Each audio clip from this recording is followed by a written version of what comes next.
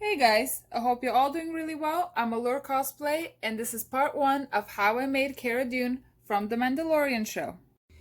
Pardon my quarantine nails for this video. Let's start with the bracer. I ended up wrapping my arm in plastic, then putting tape on top of it and drawing the pattern with a marker. This is actually a crude pattern, so I ended up refining it with a ruler and a pen. As you can tell, I only had to do half of the pattern because I end up mirroring the pattern after I'm happy with the completed version.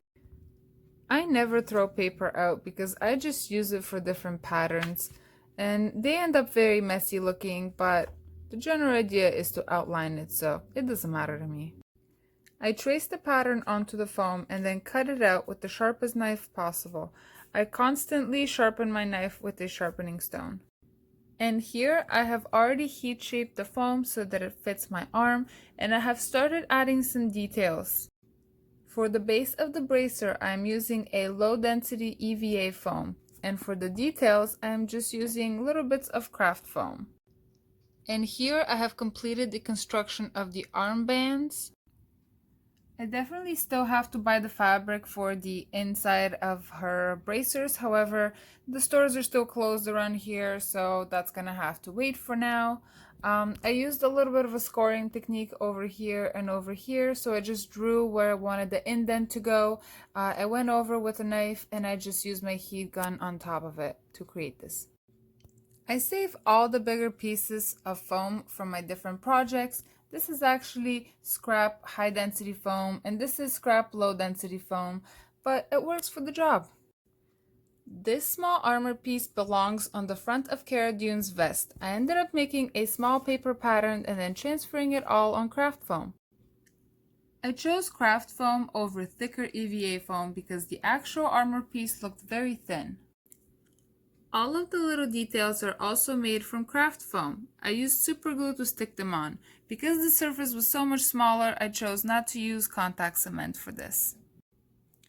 The next armor piece belongs on Cara Dune's back. I also used craft foam for this. I just made a paper pattern out of old paper and I added some details on top with some scrap foam. This was a very easy armor piece to make. However, I struggled with the edging. On my reference photos, it looked like the edging was much thicker and also raised in a triangular shape. I have nothing like that, and I tried to make some edging like that. However, it was coming out very uneven and it didn't look very pleasing to my eye. I decided to go with this regular edging that all my other armor has just to make this piece cohesive. It's also going to be on my back, so I'm sure not that many people are going to notice the actual discrepancy. And this is the pattern for the shoulder pieces. Both the shoulder pieces are the same, which was great because I didn't have to make two different patterns for that.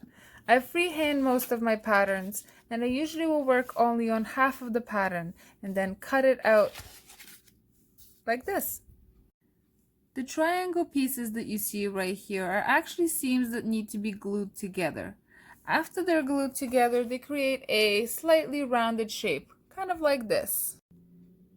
And here are the two shoulder pieces constructed. I'm not going to go through every single step on how I did this because I showed you that with the bracer.